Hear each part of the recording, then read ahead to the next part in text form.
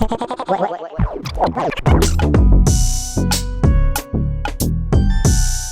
it's Andrew Huang. I am super fortunate to be able to try out a lot of different music gear. It's one of the most fun and inspiring parts of what I do. So I thought I'd start doing a yearly roundup video of what were the standouts for me, or if it doesn't go well, I'll never do it again. I'm gonna be doing my top 3 in 5 different categories, which are Grooveboxes, pedal effects, desktop effects, synths, and then Eurorack as a kind of its own subset of synth stuff. Plus a couple little honorable mentions at the end. Just for transparency, I will be featuring a mix of gear that I bought myself, gear that I was given by companies, and gear that is on loan to me from companies, but none of the brands that I'm featuring have any idea about this video. These are all just my picks. I also have a relationship with the synth store Perfect Circuit, and I'm using some of their affiliate links in the description when I'm linking some of the gear I'm talking about today, but that's just an ongoing thing that we have. They also don't have any say in this video. Let's kick things off with Grooveboxes.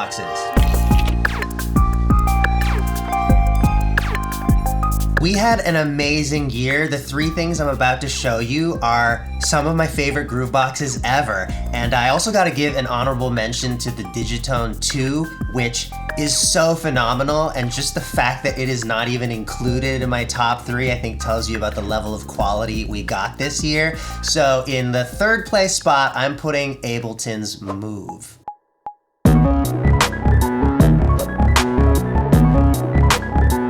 Ableton did something interesting with Move, which is to embrace it as a sketch pad. You only get 4 tracks, and you're kind of not meant to be able to finish full tracks on it. Maybe you could finish a simple beat, but it really shines because it's so immediate and fun. There's barely any learning curve, especially if you're already an Ableton user. And then it's also so seamless to transfer what you've created to Ableton's DAW. It happens wirelessly and super fast, and your project's just ready to go. This is my main pain point with any Groovebox, which is that I prefer to finish my tracks in a DAW, and usually that entails some kind of manual stemming process.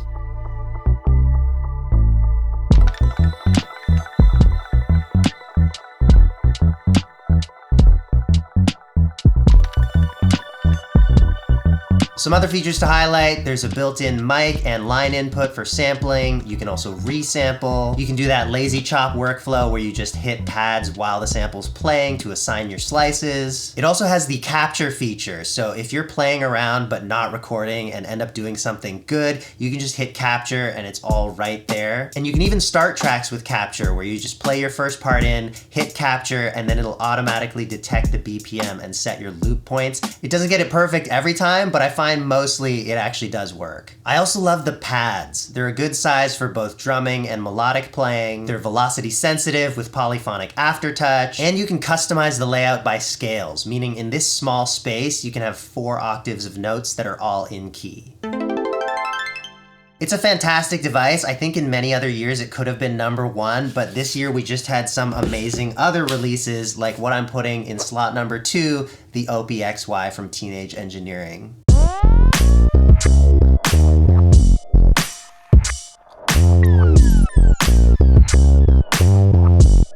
This has only been out for about a month, and I already know without a doubt it's my favorite thing Teenage Engineering has ever done. It's just a sequencing beast. You could think of it like an OPZ that has been improved in just about every way and put into an OP1 form factor. It's got a bunch of built-in synths and samplers and effects. Like Move, it's got a microphone, a line input, and resampling. Here you get 8 tracks to work with, but there are also additional tracks for controlling external gear and for sequencing different types of effects.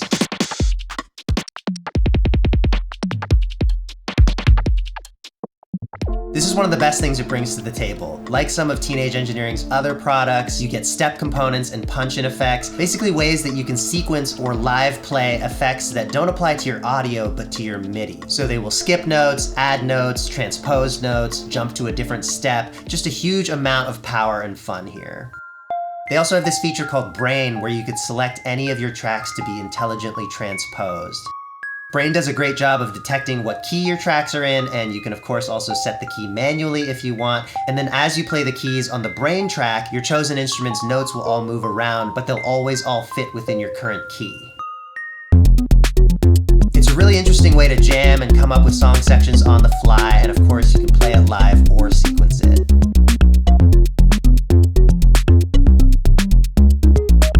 One other thing that is very rare across the board with music gear, the OPXY has micro-tuning. You can choose from a few different tuning systems, or you can define your own microtonal scales. There's so much more to it, but those are the big highlights for me. It really is such an inspiring tool. And in first place, I gotta put the Elektron Digitact 2.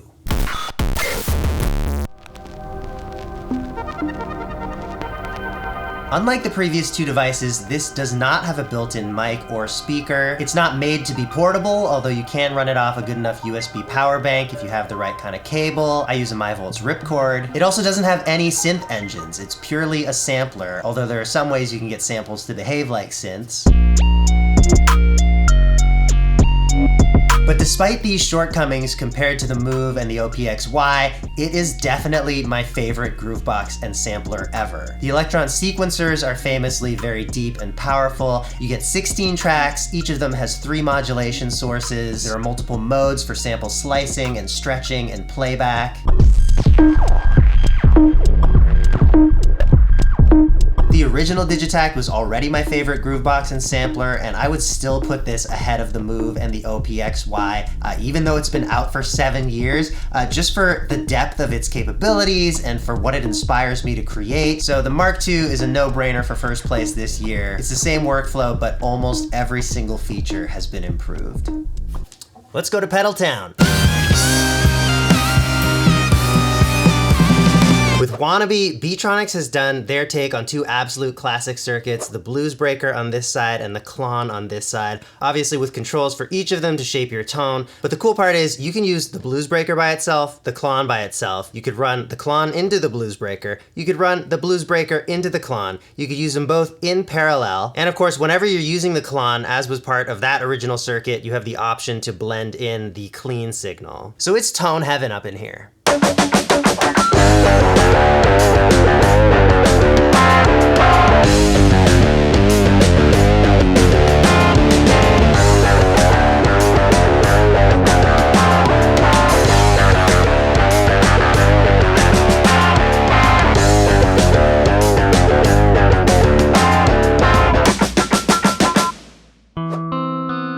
Tone from Chase Bliss is a phaser that was released 10 years ago, but this year we got an artist edition from Billy Strings, which adds an envelope follower. So the loudness of your signal can control any of its parameters, and who knew, this sounds amazing. I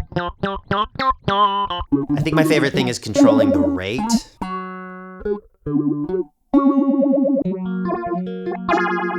So many fun possibilities, just an amazing concept, and also maybe the coolest art that's ever been on a pedal.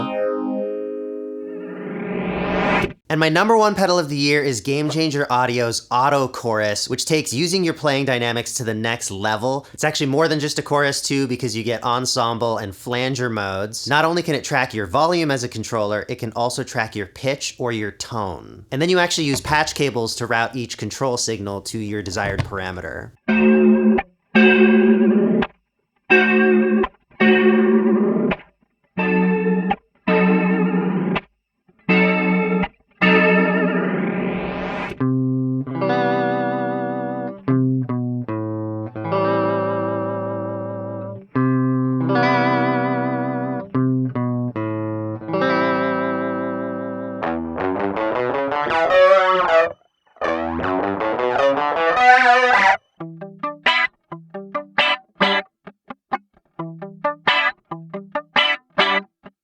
One of the ways I enjoy writing songs is starting with a weird effect, and this is just a treasure trove. Lots of unique vibes to be found due to how all these parameters respond to your playing.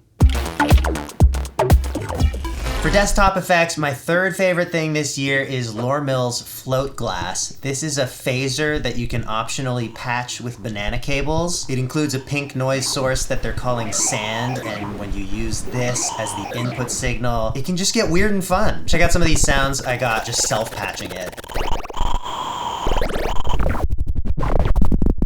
Some quality bleep bloops.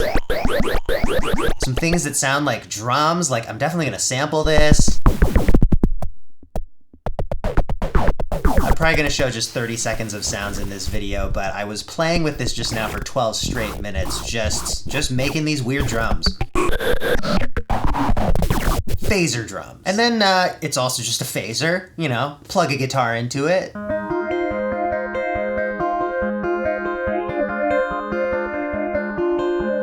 My number 2 desktop effect this year is the Time Plus from Bastel. This is one of the most fully featured delay units I've ever worked with. Where it really gets wild though is with this thing they call robots, which is basically just modulation. So you can have all these parameters with their own custom modulation, and then you can save those sets of modulations as presets, and then you can sequence through the presets.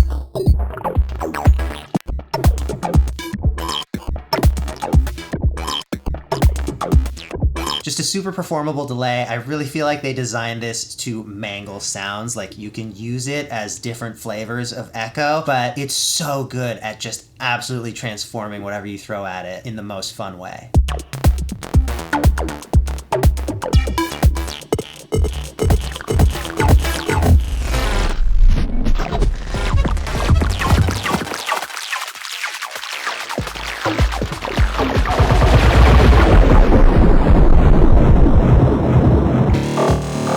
When you set really tight delay times, you can get into car plus strong territory, so using those delay repeats as an oscillator, and it will track pitch if you sequence it from MIDI or something external.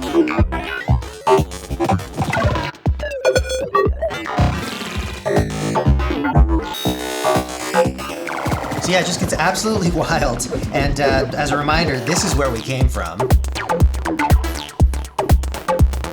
And now, my number 1 favorite desktop effect this year. This is a really special one, and I feel like barely anybody's heard about it. The Field Tone Weaver. This is in sort of a pedal enclosure, but I wouldn't call it a pedal because there's nothing on it to step on. Along the top side, there's an input and it accepts clock, and then on the bottom, there's a knob, which is the volume. And then this nice big knob is where all the action happens. So you can see it's labeled here reset, so it just clears the buffer. At this point, it starts recording. And then as you move it through all these different points, it just rearranges little pieces of your recording, applies some effects, and it does so completely at random. I mean, there's some curation into how it transforms sounds, but it's just this wonderful rhythm and texture maker. So you can plug something into the 1/8" jack on the top, or you can just literally, because it also has a built-in mic.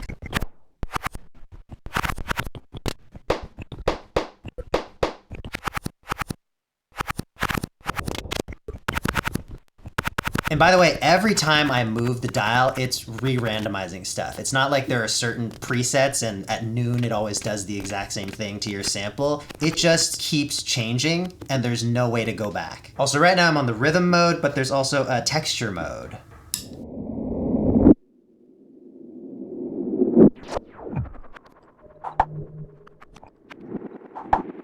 And remember, it's just transforming a few claps. Like imagine what it would do to some guitar playing or some synths, some voice. Hey, what's up? What can you do to a voice?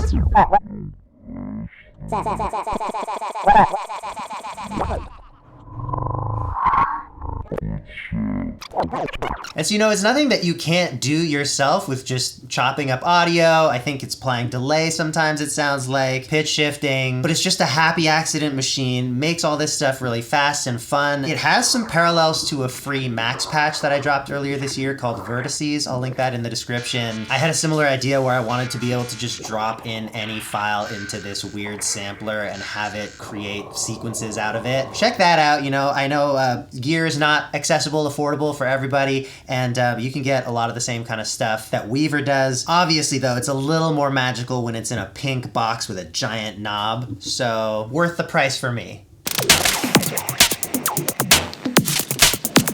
With Eurorack, there are always so many modules coming out. I've probably missed something, and also I couldn't just narrow it down to a top 3, so I'm gonna do a top 6, but I'm tying them all. 3 slots, 2 modules in each slot. Shackmat's Archer's Rig is the best hi-hat module I've ever used. You get a lot of different noise sources for your hi-hat synthesis.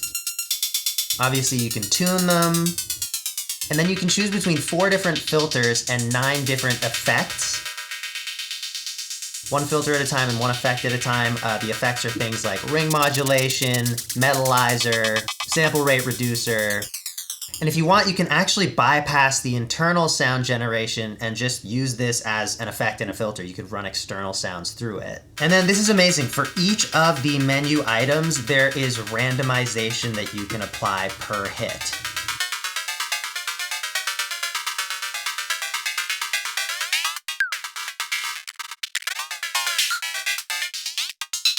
So it's like any possible synth hi-hat sound you could want, all modulatable, all randomizable. It's ridiculously good.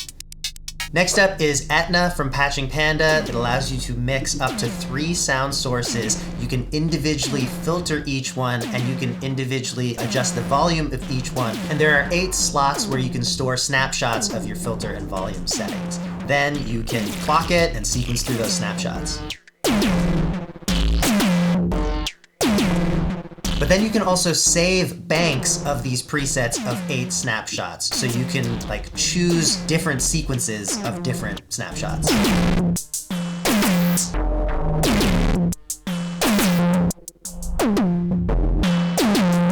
You can additionally modulate all of the different filters frequencies while the sequence is running. And in addition to the mix output, which we've been hearing, you also get individual outputs. So you can send it one sound source, filter it 3 different ways, and send each of those filtered copies to different effects, and then sequence how the filters change into those effects. Like, it just encourages such interesting ways of working, and it gets so much mileage out of just changing filter cutoffs and volume amounts. Let's look at DivKid and Making Sound Machine's Div Skip. This is a real powerhouse. You get 4 identical channels. Each one takes a rhythmic input and gives you 2 related rhythmic outputs. So I could use this knob or control voltage here to choose the probability that the incoming trigger would come out through output A or B for this channel. So as I turn it up, we get about 50% probability of it going to A or B down here.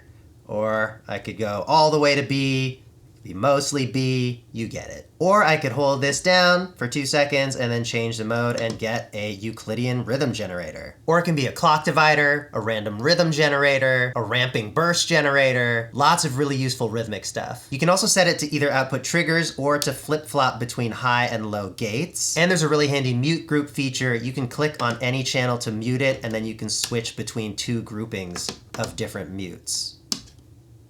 So useful, love the visual feedback. There's so many possibilities in just 8 HP, and of course, it's really fun to self-patch. Stardust from Qubit is the tape-style looping module I've been waiting for. It's not the first one in Eurorack, but I think it's got both the most intuitive interface and the most functional and fun features. So for example, the Varispeed control is an encoder rather than a pot, which means you get a couple nice digital tricks. You can click it to instantly go back to your loop's original speed. You can shift-click to choose locked speed options, so you get octaves, octaves and fifths, semitones. Also, in any of these modes, you can hold shift while turning to get only octaves. There's an undo button, which will undo and redo your most recent overdub. Surprisingly, you don't always see this on loopers. And then there are lots of built-in effects. These 2 knobs, flutter and hiss, introduce wonderful analog-style artifacts. But you can cycle to digital artifacts where they control downsampling and bit crushing. Then the next effect is a reverb, where you can control the amount and the length. And lastly, there's a filter, so you can cut your lows and your highs. Then there are also playback effects. Slice divides a loop into smaller and smaller units and can also randomly repeat slices.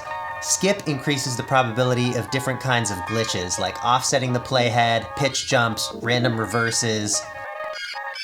Just immediate mangling fun, which can be synced to an external clock.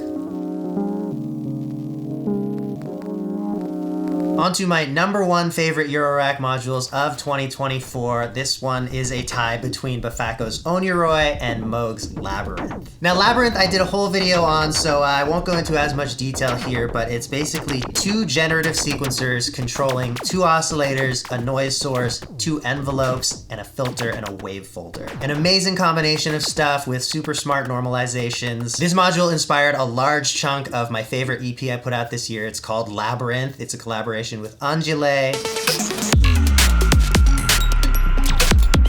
You can just generate such cool stuff so fast on it. You can get to really different sonic territory really quickly. It's really fun. It's my favorite Moog module. It's one of my favorite Moog synths. I got a lot of flack when the video dropped and I called it their best release in years, but I mean, in the past few years, they put out Mavis, Spectravox, some software. Like, you probably would say the Matriarch is better than the Labyrinth. That's already 5 years back, so I don't know what to tell you. Labyrinth is awesome. Labyrinth rules. Next, let's look at Bafako Oniroi. Don't know if I'm saying that. It's like a Greek character, I think. Maybe a god? Maybe just a guy. This module is such a beast. It's very unique. It's kind of billed as a drone noise machine, but there's just so many different interesting components to it that you could use in lots of ways. So roughly it breaks down into 4 sound elements and 4 effects. There is a looper, which can either record your external input or resample the output of the module itself. That's ridiculous just on its own. And then you've got a sine wave oscillator and a super saw oscillator, which can also be switched to wavetable, but the wavetable is based on whatever is in the looper. So if I record something into the looper and then switch it to wavetable mode and scrub the wavetable position, I should just show you. All right, got a little thing going on Labyrinth. Let's record it into Oniroi. We'll take down the input and we'll turn up the looper. We've got it in the buffer. We can pitch it around. Now let's listen to this oscillator.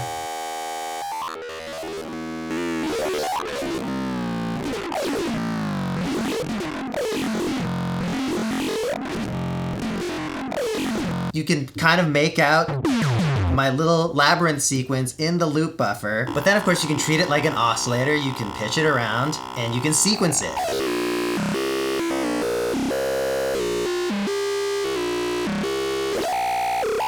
So many good tones out of just a random thing that I turned into a wavetable. But now let's let that keep playing and I'll show you the effects section. Got a filter with your classic filter stuff. This resonator is one of the best resonators I've ever used. It's just very lively, very dynamic. I'm used to resonators just feeling like you're putting a shitty EQ on something, and this actually feels like an effect I would enjoy using musically. You've got an echo, which does what an echo does. There's just a very specific character to the artifact, so that's kind of cool. And finally, the ambience or reverb. It just sounds really good. And it's got a space-time knob, so I'm a big fan. Space-time! And I haven't even mentioned that there's built-in modulation as well as a randomizer, love it, where you can assign what gets randomized and it just changes all the parameters under the hood. Obviously, you know that we love that around here.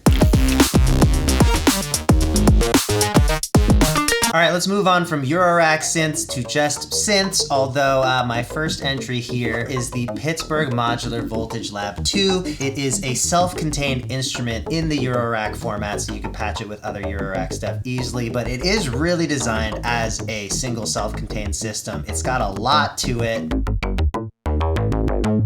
There's a touch controller that can act as either a keyboard type playable surface or a sequencer. It goes really deep with things like chance operations and different kinds of quantization. It's got a couple effects. I will say this is probably the weakest point of it. There's a reverb and a delay. I find them a little bit one-trick pony-ish. They're fine, but they don't have a ton of range. Everything else about this synth, though, is really cool. I think probably the most interesting thing is that they've actually found new ways to innovate with analog synthesis. There are new methods for generating new types of waveforms. I think my favorite is probably what they're calling center clipping, which allows you to change the wave shape of just the positive or just the negative side of your wave. Super technical stuff, but I think this is really like an analog synth nerd's dream. There's just a lot of really great timbral possibilities to explore.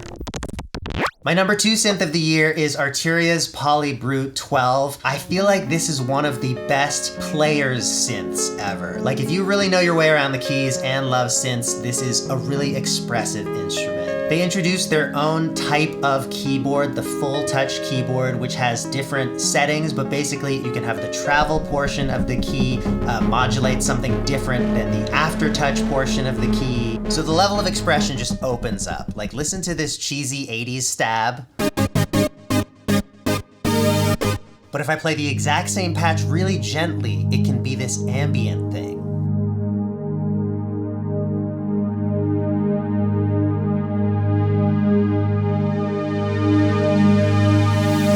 And then in addition to your classic pitch bend and mod wheel, you've got a ribbon controller.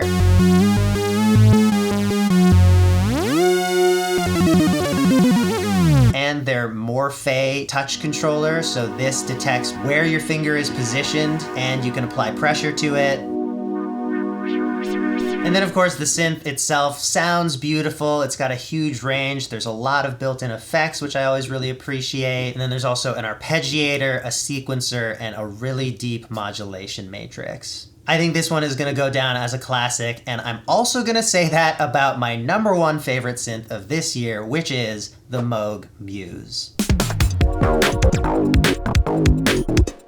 So both of these are fantastic synths, and the biggest way that I would differentiate between them is what I said about the Polybrute being more of a player's synth. The Muse definitely, I mean, you can play it. It's a synth with keys, but I think it's extra geared towards the synth programmer type nerds like myself. It's got much cooler features in terms of things like chant sequencing, more interesting ways to input sequences, more interesting arpeggiation options. It does have way fewer effects than the Polybrute and fewer voices than the Polybrute, but for me, I just love its ridiculous sequencer. So yeah, it's #1 for me. Both these synths are amazing though. You can't go wrong with either. I just personally really get lost in programming the Muse and just coming up with stuff that I wouldn't on any other device.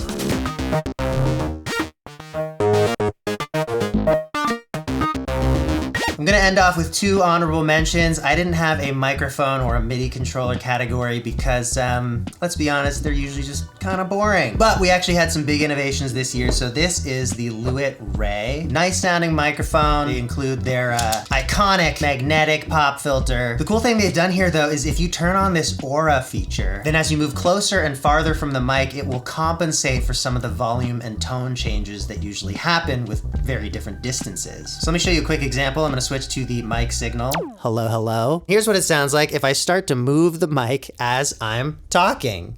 And this is, I mean, pretty extreme. I'm interested to see how it'll do because why would you ever be doing this kind of movement to a mic? There's another feature that is way more basic, but I'm just as excited about it, and that is that they've included a mute button. For some reason, mutes are so rarely included on pro microphones, even though they're all over the place, like at karaoke bars. The cheapest, most basic mic will have a mute switch, but the most expensive, best sounding ones in the world don't. I was doing some sessions recently with Dressage, and we were kind of just passing this back and forth, and it was so handy to just know that it's not gonna like make a big rattle when we put it down or start feeding back. And these two features actually combine, because if you want, you can set the aura distance detector so that at a certain distance from the mic, it will automatically mute. The Lewitt Ray, nice job, Lewitt. Last hardware in the video, I don't have this. I was given early access to it when I did a video on it, the Rolly Airwave. This is a piece of tech that can automatically detect your hands in front of it, and then anything that can be assigned by MIDI, you can control by waving your hands or rotating your wrists. I've tried a lot of different technologies like this over the years, you know, ones that you wear. I've played theremins, and I just found this to be the most natural one. It was the most consistent performing. It was the easiest to get the hang of. With any of the wearable ones, I always found them a little hard to control because you don't have a good anchor point. Like in theory, it's calibrated to a certain position, but like, I don't know if my hand is here or here or here. Like if I'm performing something, I can't be that accurate. So having the gloves or the rings, like it wasn't ever quite as precise as I wanted it to be. With the Airwave, it's positioned in front of you in a fixed spot. You also, if you want, can have the visual feedback of seeing your hands as it's detecting them. And of course, it's only detecting your hands. So you can put other stuff in the frame, it doesn't matter. I only had 3 days with the Airwave, and it inspired one of my favorite tracks I put out this year, Burst Generator.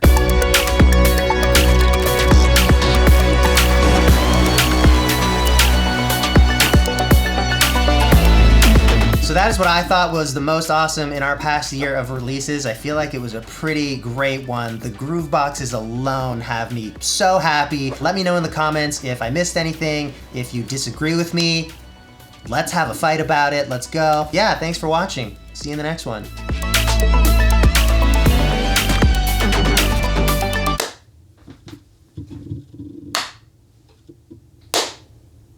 That's the one.